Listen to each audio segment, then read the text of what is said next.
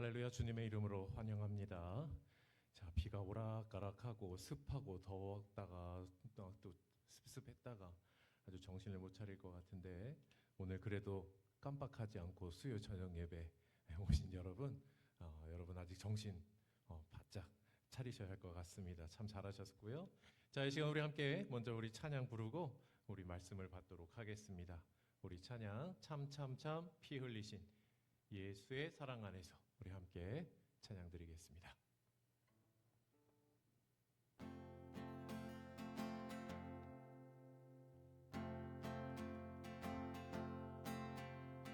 참참참 피 흘리신 예수의 사랑 안에서 주님의 십자가 따라 생명을 바치겠느냐. 복음의 불길 오른다. 다 같이 일어나거라. 영광의 주님의 나라 다 같이 참예하리라. 성령의 불길 성령 뿌리야. 성령의 불길 성령 뿌리야. 온 천하 세계 만방에 퍼치다 성령의 불길. 성령의 불길 성령 뿌리야. 성령의 불길 성령 뿌리야. 온 천하 세계 만방에 퍼치다 성령의 불길. 참참참 들려오는 구원의 끈종 소리에 복음을 전파하려면 이 생을 각오하느냐. 구원은 성도들에게 진리로 거두리로다. 우리는 전국에 가서 영생의 꽃이 되리라. 아멘. 성령의 불길 성령 뿌리야. 성령의 불길 성령 뿌리야. 온 천하 세계 만방에 퍼치다 성령의 불길. 성령의 불길 성령 뿌리야. 성령의 불길 성령 뿌리야. 온 천하 세계 만방에 퍼치다 성령의 불길. 아멘. 이어서 서로 사랑하라 주가 말씀하셨네. 우리 서로 사랑해 찬양합시다. 서로 사랑하라 주가 말씀하셨네. 우리 서로 사랑해. 서로 사랑하라 주가 말씀하셨네. 우리 서로 사랑해. 우리 서로 사랑해. 주의 기쁨 넘치리. 서로 사랑하라 주가 말씀하셨네. 우리 서로 사랑해. 항상 감사하라 주가 말씀하셨네. 우리 항상 감사해. 항상 감사하라 주가 말씀하셨네. 우리 항상 감사해. 우리 항상 감사해. 주의 기쁨 넘치리. 항상 감사하라 주가 말씀하셨네. 우리 항상 감사해. 아멘. 이 시간에 계속 찬송 부를 때 불 속에라도 들어가서 죄악된 세상을 함께 우리 신앙의 고백을 담아서 함께 찬양합시다.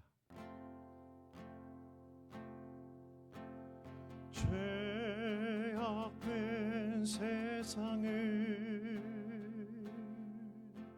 방황하다가 천국과 지옥도 나는 몰랐네. 고집대로 영주를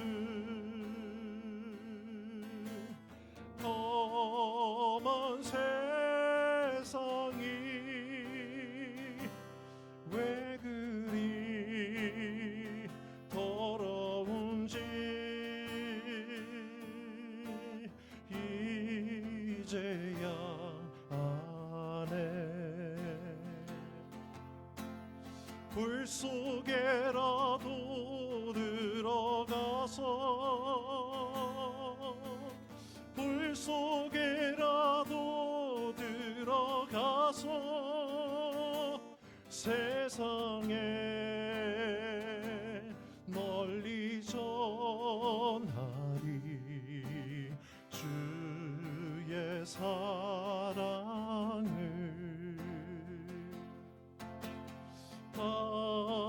방자를 살려준 주님 말씀에 죄인의 두 다리 묻어 두었네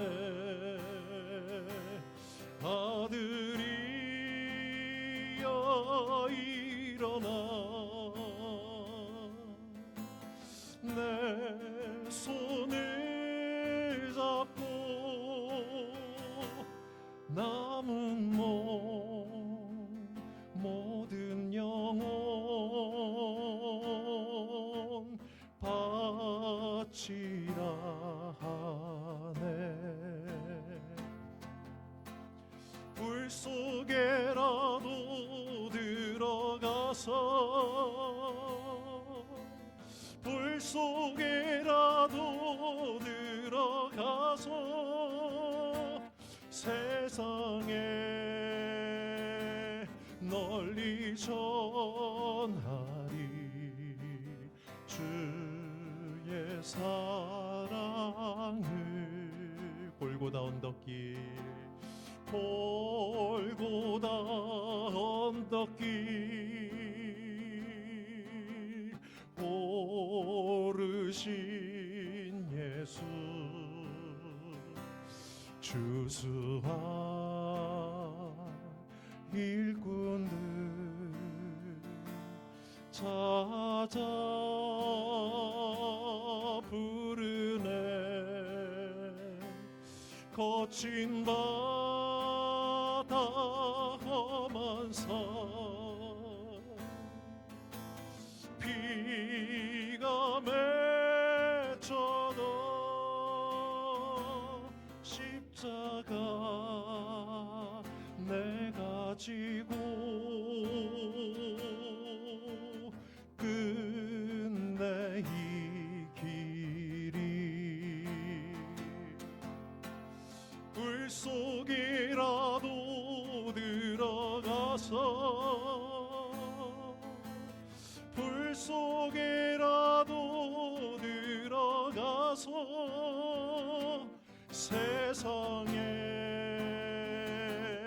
널리 전하리 주의 사랑을 마지막으로 우리 가장 좋아하시는 찬양이라고 그러더라고요. 대부분 이 찬양을 많이 추천해요. 우리 나주님의 기쁨 되기 원하네.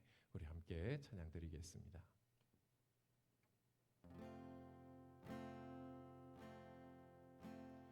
나주님의 기쁨 되기 원하네. 내 마음을 새롭게 하소서. 새 부대가 되게 하여 주사 주님의 빛 비추게 하소서. 내가 원하는 한 가지 주님의 기쁨이 되는 것. 내가 원하는 한 가지 주님의 기쁨이 되는 것. 겸손히 내 마음 드립니다.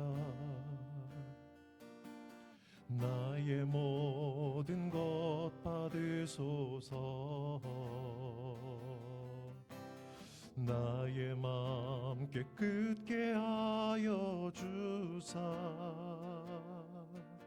주님의 길 행하게 하소서.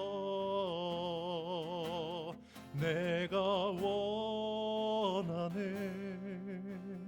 한 가지 주님의 기쁨이 되는 것.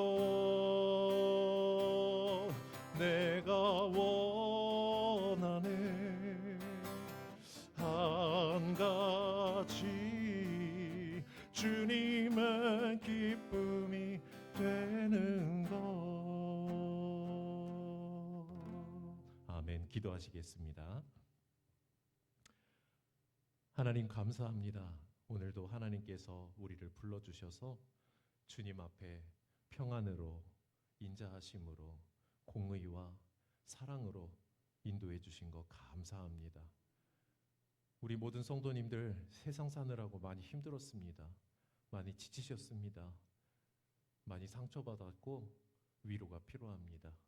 오늘 이 시간 우리 하나님께서 주시는 은혜와 말씀과 감동으로 이 시간 우리 모두에게 참된 회복의 은혜가 있게 하여 주시고 우리 모두 다 이 자리에서 주님께 영광 돌리면서 참된 예배자의 아름다운 모습을 주님께 보여드리게 하여 주시옵소서. 이 시간 내가 내 욕심으로 무언가를 얻기 위해 온 게 아니라 주님께서 값없이 주시는 그 놀라운 은혜와 사랑으로 축복의 선물을 받고자 함이니 주여 주님께서 뜻하신 바를 나를 통하여 채워주시고 역사하여 주시옵소서. 오늘 모든 역사, 인도하심, 말씀 선포하심, 찬양하심, 우리 성령님의 감동과 이끌어 주심으로 이 시간 함께 하기를 간절히 소원하며 주 예수 그리스도의 이름으로 기도합니다. 아멘. 자, 우리 하나님의 말씀을 함께 보실 때 요한복음 15장 4절에서 6절입니다. 자, 지금 같은 본문 말씀만 지금 몇 번 반복해서 보고 있거든요. 자, 요한복음 15장 19장 34절 35절 두 절 함께 보십니다. 시작. 그중 한 군인이 창으로 옆구리를 찌르니 곧 피와 물이 나오더라. 이를 본 자가 증언하였으니 그 증언이 참이라. 그가 자기의 말하는 것이 참인 줄 알고 너희로 믿게 하려 함이니라. 아멘. 하나님의 말씀입니다. 자, 오늘은 요한복음 강해 설교 115번째 시간을 우리가 함께 갖겠습니다. 회개의 은혜를 구하라.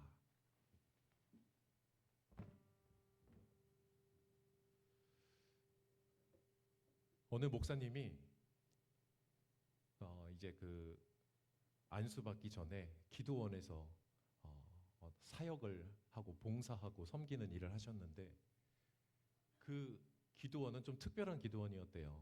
아픈 분들 많이 오고 막 정말 그 치유의 기적도 많이 일어나는 그런 곳이었는데 그곳에서 한동안 사역을 하면서 이 치유받는 사람들을 가만히 보니까 이 병이 고쳐지는 사람들의 특징이 있더라는 거예요. 거기 다 왔다고 다 낫는 게 아니더라. 못 낫는 사람도 있었다. 근데 다음과 같은 모습들이 그 환자분에게 나타나면 병이 치유를 받더래요. 3가지 특징이 있었대. 궁금하죠? 3가지 알려드릴게. 첫 번째,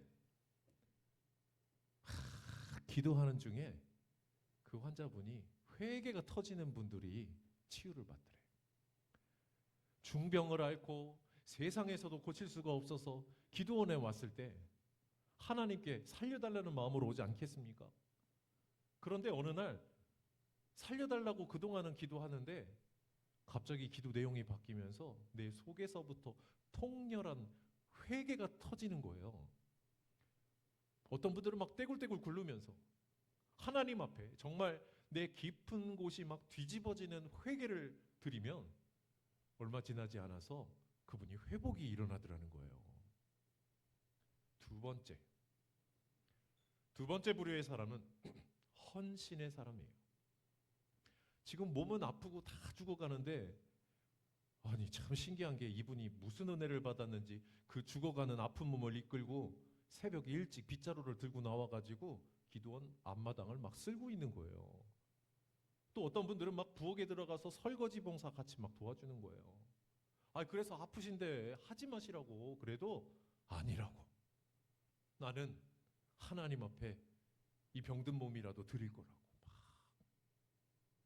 정말 그 쓰러지는 아슬아슬한 몸을 이끌고 하나님 앞에 헌신하는 모습을 보이면 또 그 중에는 그와 같은 사람들이 낫더래요. 세 번째 부류의 사람은 향유 옥합을 깨뜨리는 사람들이 있더래요. 정말 가진 것이 별로 없어. 진짜 하나도 없는 사람들인데 그래도 그 중에 내가 가지고 있는 거라고 귀하게 여기면서 하나님 앞에 그 귀중한 것들을 깨뜨려서 드리는 그 모습이 나타나면 병이 고쳐지는 일이 많더라라는 간증을 들었습니다. 자, 이 참 눈여겨볼 교훈이 이 이야기 속에 담겨져 있어요.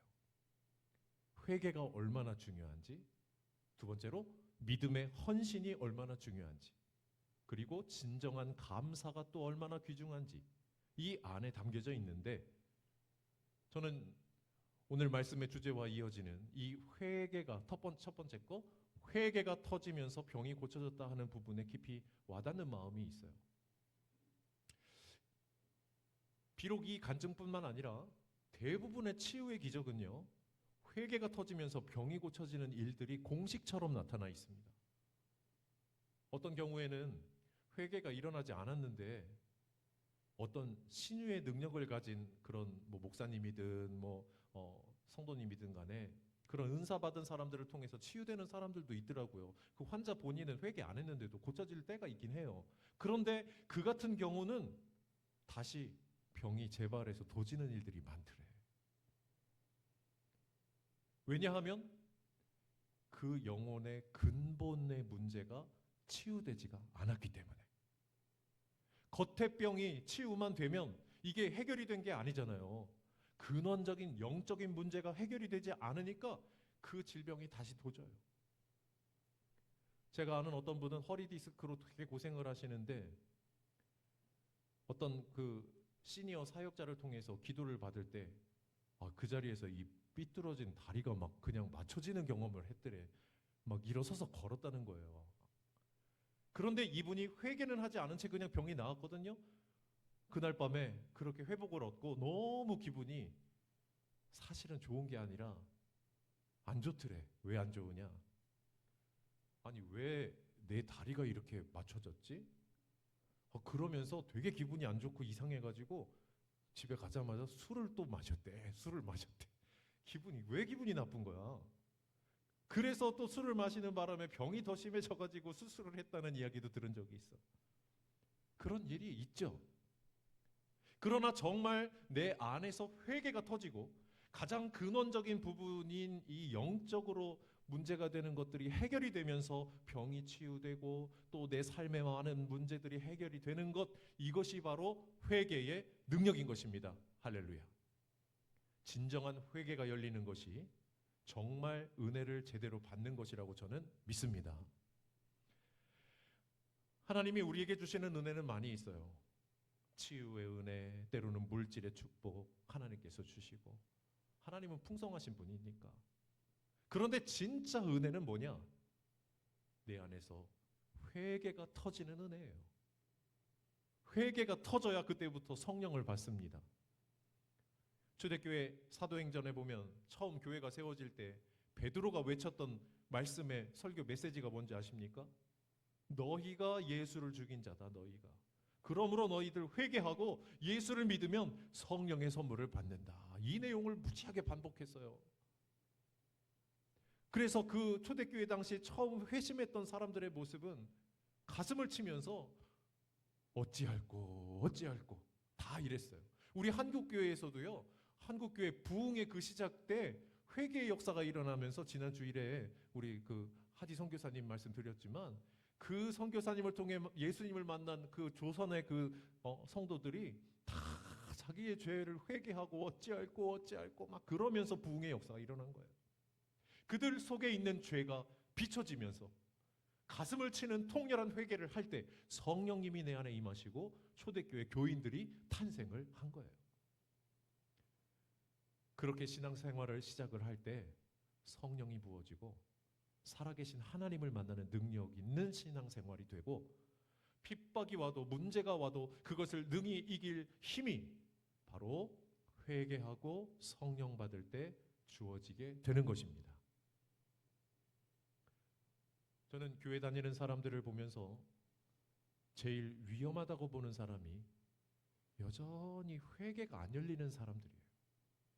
교회는 오래 다니는데 회개가 안 돼. 실수는 할 수 있어요. 순간 잘못할 수 있어요. 순간 죄를 범할 수 있어요. 근데 그것이 죄인 줄 깨닫고 바로 회개를 하면 괜찮은데 근데 회개가 안 돼요. 그리고는 항상 자기 의로움에 빠져 있습니다. 나는 괜찮아, 나는. 이 정도면 훌륭해. 자기 스스로는 그렇게 판단을 해요. 상당히 위험한 사람이에요. 왜냐하면 우리 하나님이 기뻐하시고 받으시는 사람은 누구냐? 겸손한 사람이거든요. 하나님은 겸손한 자에게 은혜를 주시고 교만한 자는 대적하신다고 성경에 나와요. 세상 창조의 원리도 가만히 보면 자연 질서를 보면 이와 비슷해요. 하늘에서 요즘처럼 막 빗방울이 막 떨어질 때 그 물은 항상 낮은 곳으로 흐르거든요. 높은 곳은 물을 아무리 맞아도 금방 다 흘러내려가 버려요. 하나님의 은혜는 그와 같아서 어느 곳에 흐르느냐? 마음이 낮아져 있는 곳에 흐릅니다. 인생의 고난을 만나고 또 자신의 죄악 앞에 또 큰 병 앞에 마음이 깨어져 있는 그곳에 아주 낮아진 곳이죠. 그곳에 하나님의 가장 귀한 은혜가 흘러 들어갈 줄로 믿습니다. 근데 마음이 저 태산같이 교만해져 높아져 있으면요, 지금 이 시간에도 하나님의 말씀이 이렇게 선포되지만 그에게는 그냥 마이동풍이 되는 거예요. 한 귀로 왔다 한 귀로 흘러나가요. 전혀 내 마음에는 말씀이 와 닿지가 않아요. 왜 그런지 아십니까? 하나님의 말씀을 받기에는 나의 이 수신기가 망가져 있는 거예요. 말씀을 받는 그 장치가 내 속에 고장났어. 어떤 식으로 고장이 났느냐? 하나님의 말씀의 은혜의 주파수는 항상 겸손한 그 낮은 곳에서 잡히지 교만해가지고 높은 곳에는 하나님의 은혜가 잡혀지질 않는 겁니다. 제가 주의 일을 하면서 가장 제 마음을 기쁘게 하는 사람들은 누구냐면 어느 날 갑자기 스스로의 죄를 깨닫고 눈물을 흘리는 사람들이에요. 저는 그런 분들이 사실 솔직히 부럽고 존경스럽기까지 합니다. 왜냐하면 이 회개의 은혜는요, 아무나 그냥 쉽게 받는 게 아니거든요. 그런데 어느 날 그 사람이 전혀 그럴 사람이 아닌데 눈물을 흘리면서 막 회개해요. 다른 기도 안 나오고 이놈이 죄인입니다. 막 이 회개 기도만 나오신대. 성령께서 지금 그분에게 역사하고 계신 거예요. 저는 그러한 분들을 볼 때마다 저분 제대로 은혜 받고 있네 지금. 구원이 저분에게 임하고 계시구나. 이게 느껴지게 되는 거죠. 요한복음에 보면 성령님이 우리에게 오셔서 하시는 일은 죄를 책망하는 일이라고 말씀하셨어요. 우리 안에 있는 죄를 깨닫게 해주신다고요. 자, 이 죄를 책망한다고 했을 때 혼내는 게 아니에요. 정죄하는 의미가 아닙니다. 너 죄 있네? 너는 그럼 사망이야. 이런 판단하시는 게 아니고 마치 우리 속에 폐부 안에 있는 그 깊은 영적인 암덩어리들을 이렇게 드러내 주셔가지고 알게 만드시고 이것이 드러날 때 십자가의 은혜가 비로소 만나지면서 그게 바로 복음을 만나는 거거든요. 죄가 드러나서 회개가 되어질 때 복음이 많아지면 구원받고 성령을 받게 되는 것이죠. 교회를 다녀도 근데 여전히 답답하고 하나님의 내 마음이 전혀 느껴지지가 않고 나하고 별로 상관없는 분 같고 뭔가 나의 삶의 돌파구가 있어야 되는데 그렇게 여겨지지가 않는다면 여러분, 우리가 구해야 할 것은 그때 바로 회개의 은혜를 구하셔야 될 때인 거예요. 자신의 상태를 점검하고 심각하게 여기셔야 됩니다. 내가 주님을 못 만난 자일 수도 있구나. 또는 예전에는 만났었지만 지금은 바위덩어리 같은 딱딱하게 막힌 죄가 그 은혜를 맡고 있는 것이구나. 다른 방법 없어요. 우회로 돌아오는 방법이 없어요. 회개의 은혜를 구하셔야만 그 막힌 게 다 뚫어집니다. 어떤 분이 하나님 만나고 싶어서 그렇게 기도를 해도 하나님이 잘 만나지지도 않고 음성도 잘 안 들리고 기도 응답도 안 되고, 그래서 어느 날 교회 목사님 찾아가가지고, 아유 목사님, 저 너무너무 신앙생활 답답해요. 아무리 기도를 해도 하나님이 느껴지지도 않고 만나지지도 않고 내 기도를 듣는지나 모르겠어요. 그때 목사님이 이렇게 조언을 해주셨어요. 형제님, 이번 주 한 주는 형제님 하고 싶은 기도 하지 말고 이렇게 기도해 보세요. 하나님 보시기에 내 안에 죄가 무엇인지 깨달아지도록 도와주시옵소서. 이렇게 기도해 보세요. 그리고 그 주간에 정말 그렇게 기도를 했는데 그 청년에게 회개가 열렸더라는 거예요. 여러분, 누군가 아직 어린 사람들을 바라볼 때, 자, 연륜이 있는 어른들은 문제를 봐요. 지금 저게 문제인데, 저것만 해결하면 되는데, 저것만 깨달으면 이 어려움으로부터 해결이 됐는데, 근데 문제는 뭐냐 하면 그 아직 영적으로 어린 사람들은 본인은 잘 못 깨달아요. 왜요? 아직 생각이 아둔하니까. 여러분, 영적으로도 이게 동일하다는 걸 아십니까? 나는 괜찮아요. 나는 그래도 잘났어요. 오히려 저 사람이 문제예요. 이렇게 뻣뻣하게 내 마음의 고개를 쳐들고 있을 때, 저 위에서 하나님이 우리를 보실 때는 내 마음 깊은 곳에 하나님이 보시기에 심각한 회개해야 할 문제가 있다라고 하는 거 아십니까? 회개는 무엇이냐? 그 하나님의 내려다보심, 조명으로, 하나님의 시각으로 내 죄가 깨달아질 때 내가 아이쿠 큰일 났구나, 아이쿠 하는 게, 그게 회개예요. 아이쿠. 보실까요? 성경 말씀에 여러 군데 나오더라고요. 사도행전 2장에 보면 어찌할꼬, 형제들아 우리가 어찌할꼬. 또 이사야 6장에도 보면 이게 지금 이제 하나님의 그 조명을 받은 사람들이 깨달아졌을 때 회개의 첫 시작에 이런 그 고백이 나오는 거예요. 이사야에도 뭐라고 그래요? 화로다 나여 망하게 되었도다. 이걸 느낀다는 거예요. 이걸. 이러한 고백들이 하나님이 우리의 마음을 비춰주실 때 그런 일들이 일어나요. 두려워하지 마시고 그런 은혜를 우리가 구하셔야 됩니다. 하나님의 눈길로 나의 잘못된 죄악된 것들을 드러내서 치유받아야 돼요.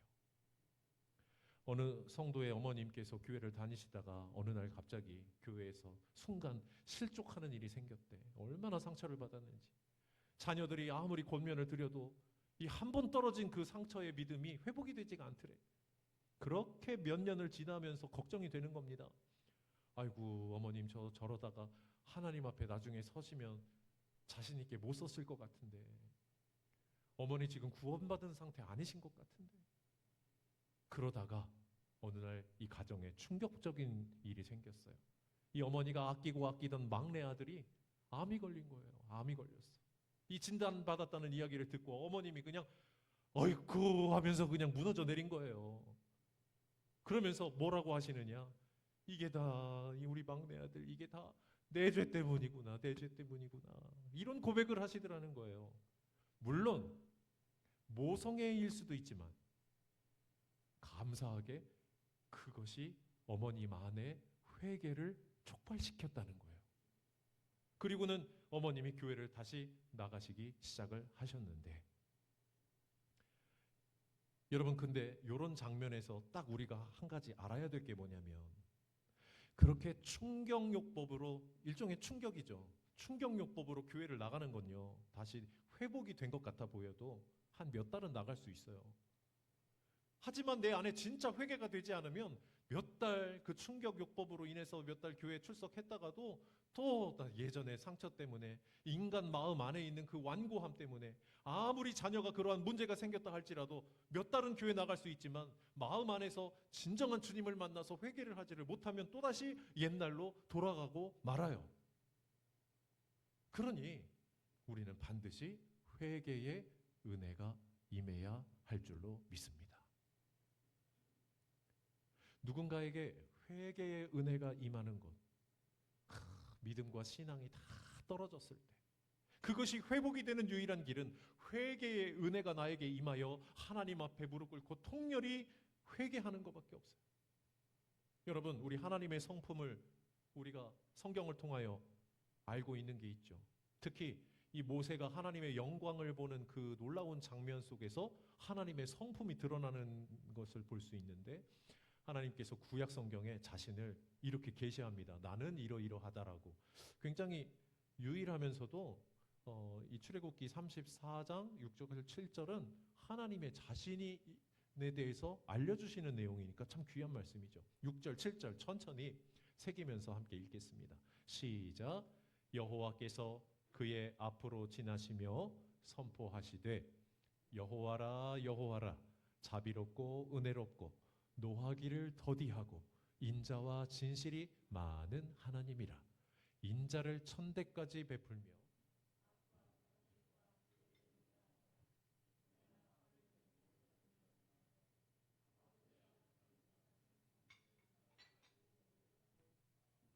아멘. 다시 한번 제가 읽어드립니다. 여호와라 여호와라 은혜롭고 자비로우시며 노하기를 더디하시며 인자가 한이 없는 우리 하나님. 여기까지 좋아. 근데 그 다음 절. 그러나 동시에 심판받을 자에게는 그 죄를 반드시 물으시는 정의로우신 하나님. 그런데 주님의 성품의 더 큰 부분은 아무래도 긍휼이 많은 하나님이에요. 얼마나 불쌍히 여기는 마음이 많으신지. 그런데 그 하나님의 긍휼이 작동이 되게 하는 사람들이 있어요. 자, 모든 사람에게 하나님의 긍휼이 막 작동되어지지가 않아요. 모든 사람에게 하나님의 긍휼이 작동되어진다면 뭐 아무나 다 그냥 죄송합니다. 개나 소나 다 구원받게요. 그러나 여전히 완고한 사람, 여전히 자아가 팔팔하게 살아있는 사람, 주님의 긍휼을 받지 못하잖아요. 그러면 누구에게 하나님의 긍휼이 작동이 되느냐? 마음을 겸손히 낮추어서 하나님 앞에 이 몸이 죄인입니다. 내가 죄인입니다. 라고 하는 마음을 갖는 그 모습을 우리 하나님이 보시면 하나님 안에 있는 그의 인자하심, 그의 긍휼하심이 폭발을 하십니다. 이 사람을 봐라. 이 자녀를 봐라. 얼마나 긍휼하냐. 막 하면서 막 폭발하세요. 어쩔 줄을 몰라 하세요. 자, 누구에게? 겸손한 마음을 가진 자에게. 통회하는 마음을 가진 자에게. 그래서 이사야 57장 15절에 이렇게 말씀을 하세요. 자, 시작. 지극히 존귀하며 영원히 거하시며 거룩하다 이름하는 이가 이와 같이 말씀하시되 내가 높고 거룩한 곳에 있으며 또한 통회하는 마음이 겸손한 자와 함께 있나니 이는 겸손한 자의 영을 소생시키며 통회하는 자의 마음을 소생시키려 함이라. 아멘. 자, 우리 하나님은 지극히 높은 곳에 계십니다. 그러나 우리 하나님의 눈길은 어디로 향하시느냐? 통렬히 회개하는 겸손한 그 낮고 낮은 마음을 갖고 있는 곳으로 향하신다, 그 말씀이에요. 그리고 그 자리에서 주님은 함께 가시면서 그를 일으켜 세워주시는 거예요. 오늘 우리 가운데에도 정말 복된 분들이 누군지 아십니까? 회개의 마음을 품고 이 자리에 나오신 분들이에요. 시편 34편 18절 시작. 여호와는 마음이 상한 자를 가까이 하시고 중심으로 통회하는 자를 구원하시는도다. 아멘. 하나님이 찾으시는 제사, 예배는 상한 마음의 제사 예배예요. 오늘 우리의 예배가 하나님 앞에 아벨처럼 연납되기도 하고 가인의 제사처럼 하나님이 거절해 버리시기도 하시는 거예요.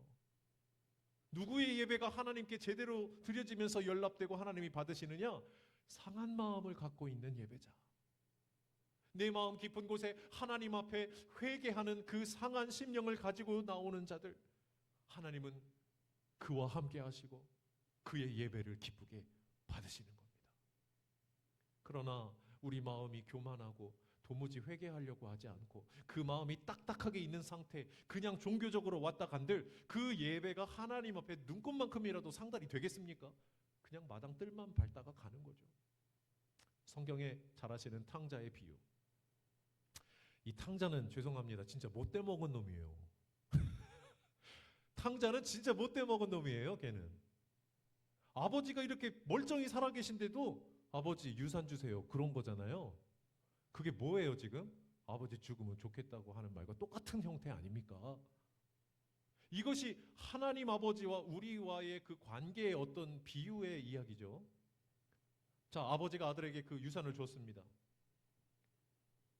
참 하나님이 우리에게 주신 은총이자 두려운 것이 이 자유의지라는 것인데요.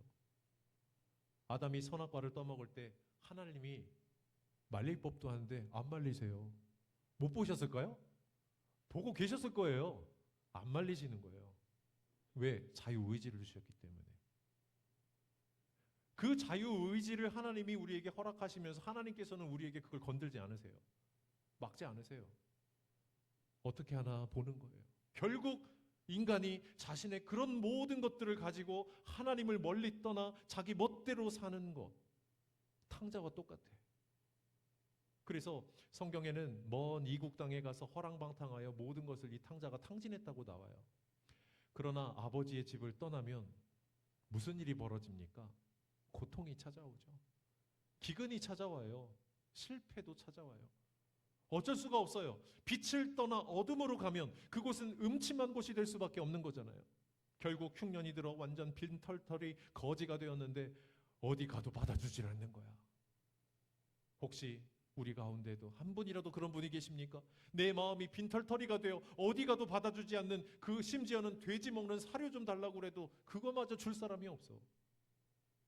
내 마음 깊은 곳에 참된 양식이 어디 가도 없는 거예요, 이 세상 가운데. 그때 탕자가 이렇게 생각을 했습니다.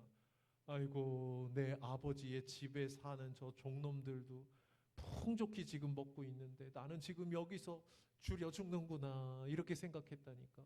그래, 안 되겠다. 아버지께 돌아가자. 내가 아버지에게 가서 이렇게 회개하자. 내가 하늘과 아버지께 죄를 지었습니다. 저는 이제 아들도 아닙니다. 저는 못된 놈이라고 스스로 생각합니다. 그저 저를 품꾼의 하나로 그렇게 받아주십시오. 내가 이렇게 아버지께 가서 이야기하자.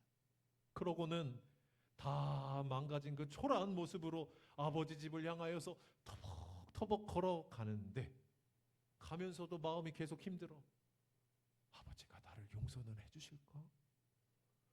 아유, 나 같은 자를 받아주실까? 문전박대 당하지는 않으실까? 혹시 매 맞진 않을까? 그런데 말입니다, 집에 도착하기도 전에 저 멀리서 아버지가 아들 오는 장면을 보고 있는 거예요. 이러고 보고 계신 거예요. 이게 무슨 의미인지 아십니까? 매일매일 계속 기다리신 거예요. 아버지는 이 아들을 계속, 이제 나오려나 저제 나오려나. 아침밥 먹고 동산에 올라가서 아들이 떠나갔던 그 오솔길을 우두커니 바라보는 그 아버지의 마음, 이것이 바로 긍휼이 많으신 하나님의 마음인 겁니다. 근데 그 아들이 걸어오는데 이게 완전 상그지가 돼서도 걸어오는 거예요. 그때 그 아버지의 마음에 이 불쌍한 마음이 폭발을 하면서 아들에게 막 그냥 신발을 제대로 신었는지 그냥 뛰어 달려가가지고 끌어안고 이렇게 아들에게 외치는 거예요. 사람들에게, 이 내 아들은 죽었다가 다시 살아난 아들이요. 얘들아, 얘들아, 어서 잔치상을 좀 차리지 않고 뭐하냐. 저의 그 상처난 발에 새 신발도 좀 신겨주고, 그의 손에 다시 자녀라고 상징하는 가락지도 끼워주고, 그의 모든 상처 입은 곳에 기름 좀 바르고, 그리고 소와 양을 잡아서 우리 잔치를 벌이자꾸나, 그런 거예요. 여러분, 이게 구원인 겁니다. 구원이 바로 이런 장면인 거예요. 근데 여러분 한번 생각을 해보세요.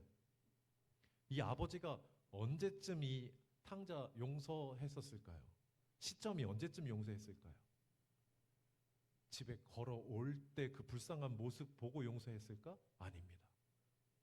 먼 나라에서 자신의 죄를 깨닫고 회심하고 돌이켜 다시 아버지를 향해서 방향을 잡고 돌아가는 그 순간 아버지는 이미 그때 그를 용서하신 거예요. 여러분, 우리 하나님은요, 온 천지에 계시거든요. 어떤 분이 그런 설교를 하셨어요. 사람들이 하나님을 멀리 떠나면 다들 그렇게 생각한대요. 하나님은 저기 계신데 나는 너무 멀리 있구나. 다시 하나님께로 돌아가는 길이 너무 멀겠구나. 그런데 정작 하나님은 어디 계셨었느냐? 내가 멀리 이방 땅에 갔을 때 주님은 바로 내 뒤에 서 계셨더라는 거예요. 언제 그분을 만나느냐? 다시 먼 길을 떠나가는 게 아니라 내가 그 자리에서 죄를 깨닫고 바로 돌아서면 계신 거예요. 거기에. 그곳에 하나님의 자비가 손을 내밀고 있다라는 말씀을 하시더라고요. 저는 이 말씀이 참 100% 공감을 해요. 저도 하나님께 상처드리고 제 죄의 정욕을 따라 걸어갔던 얼마나 많은 일들이 있었겠습니까? 그런데 제가 그 자리에서 정말로 회개하고 주님, 저는 죄인입니다. 화로다, 내가 망하였도다, 이렇게 고백을 하면 바로 그 자리에서 주님께서 저를 만나주시고 저를 안아주시고 회복시켜주시는 은혜를 너무너무 많이 경험을 해요. 자, 우리가 지금 몇 주째 이 요한복음 19장을 못 넘어가고 있어요. 계속 요한복음 19장만 보고 있는데 아마 오늘로서는 이제 마무리가 되겠다 싶습니다. 그동안 지나갔던 말씀들, 19장의 말씀들이 다 기억이 나실라나 모르겠어요. 예수님께서 흘리신 보혈 생각나십니까? 보혈이 중요하다. 오늘 34절에 그중 한 군인이 창으로 옆구리를 찌르니 곧 피와 물이 나오더라 그랬죠? 지금 주님의 보혈에 대한 말씀을 우리가 사실은 계속 집중하고 있거든요. 자, 여러분, 예수님이 이 땅에 오신 이유가 뭐라고요? 바로 이 보혈의 피를 뿌리기 위해 오신 거예요, 우리에게. 예수님의 피는 가장 능력 있는 권세요, 축복입니다. 이 보혈에 대해서 또 핵심적인 말씀을 해주는 성경이 에베소서 1장 7절에 함께 읽습니다. 시작. 우리는 그리스도 안에서 그의 은혜의 풍성함을 따라 그의 피로 말미암아 속량 곧 죄사함을 받았느니라. 아멘. 이 말씀 그대로 예수님의 피가 하나님과 나 사이를 가로막고 있던 그 검붉은 죄를 예수님의 피가 씻어내 준다는 거예요. 언제 예수님의 피가 뿌려지느냐?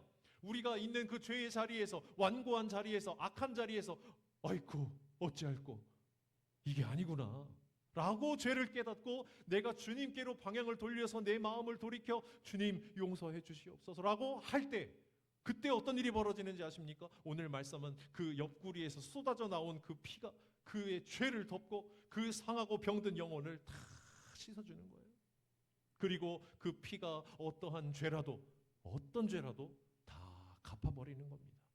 그래서 이 죄가 해결이 되면서 다시 하나님을 만나는 복된 역사가 일어나게 되는 것이죠. 베드로전서 1장 말씀도 함께 보시죠. 시작. 너희가 알거니와 너희 조상이 물려준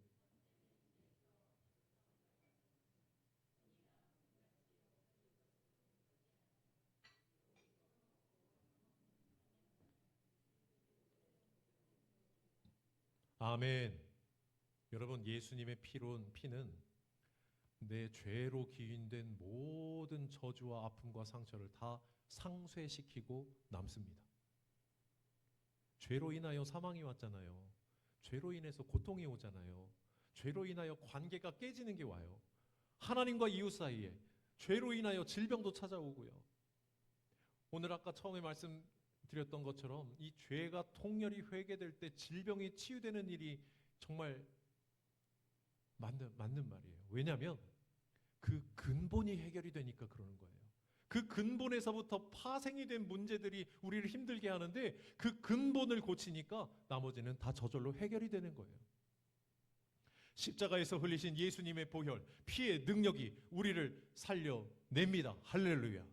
이 거룩한 주님의 피가 내 삶에 뿌려지고 여러분의 가정에 이 피가 뿌려지면 조상들로부터 내려오는 그 헛된 행실, 망령된 모든 것들, 그 피로 인하여 씻어지고 참된 자유와 하나님의 복이 넘치게 만들어주게 될 것입니다.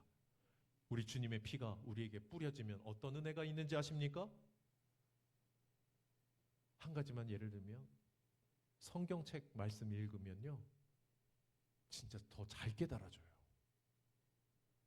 예수님의 은혜가 내 안에 있으면 말씀 읽을 때 예전하고 다르게 읽혀져요.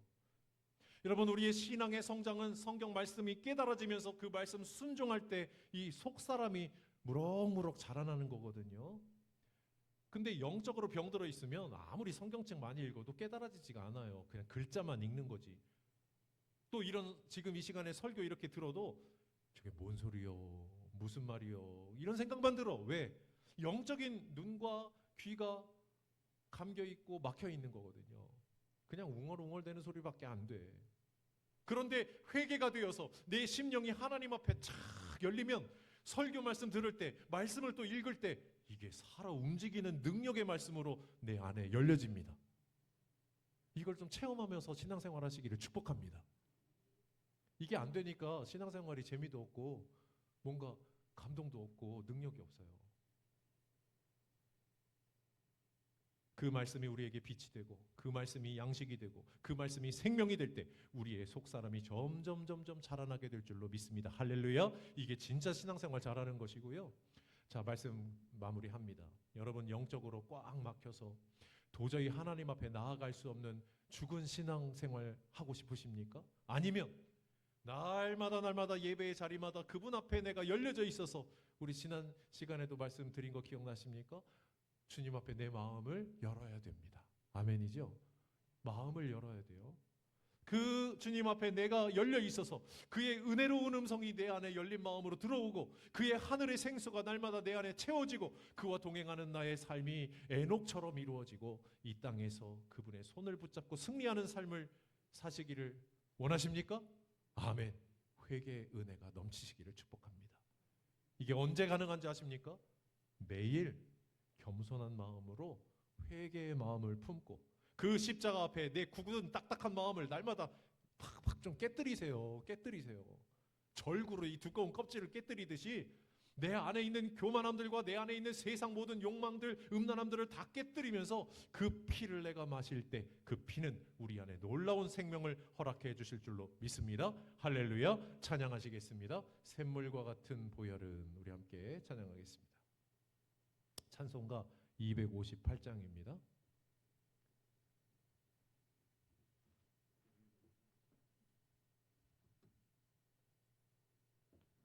자, 우리 박수 치면서 뜨겁게 샘물과 같은 보혈은 우리 박수 치면서 찬양합시다.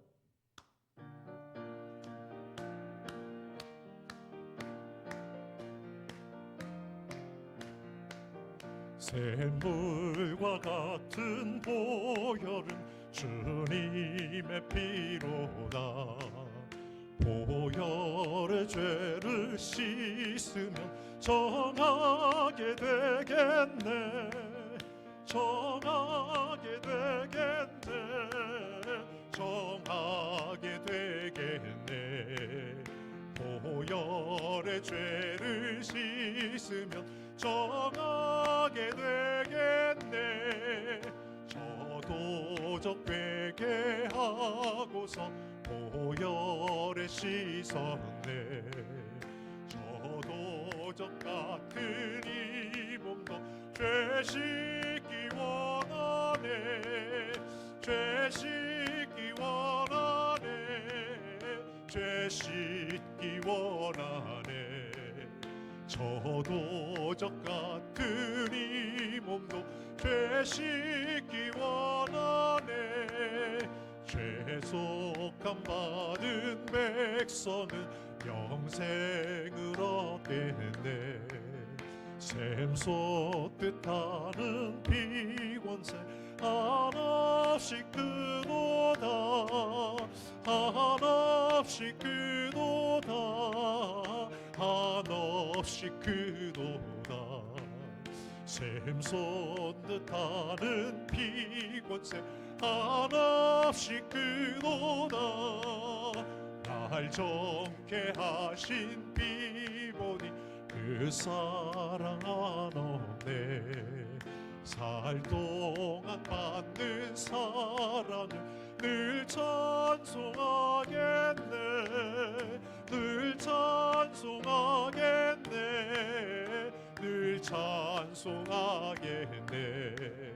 살 동안 받는 사랑을 늘 찬송하겠네.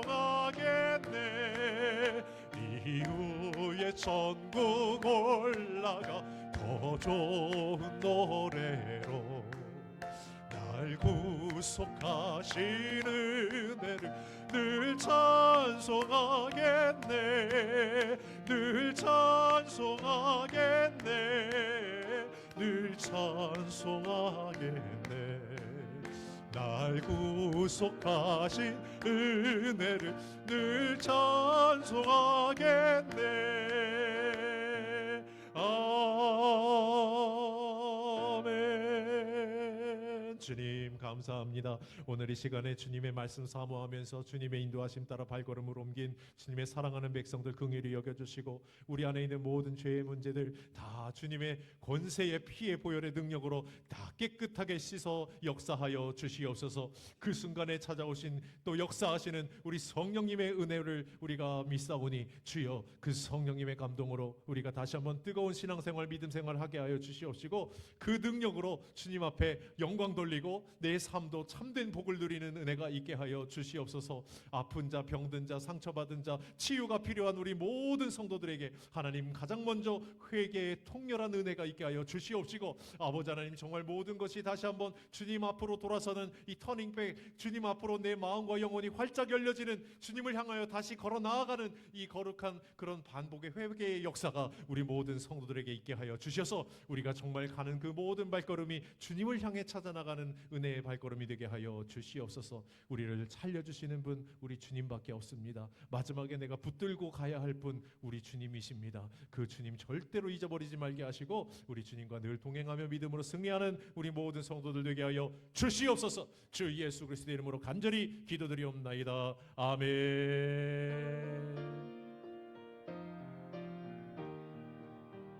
주여 주여 아버지 하나님 감사하고 돌립니다. 아버지 하나님 이 시간 주님의 말씀으로 우리를 살려주시고 말씀의 뜨거운 은혜와 역사와 살아 움직이는 능력이 우리 모두에게 있게 하여 주시옵소서. 주여 아버지 하나님 감사합니다. 아버님 도와주시옵소서. 주여 아버지 하나님 감사합니다.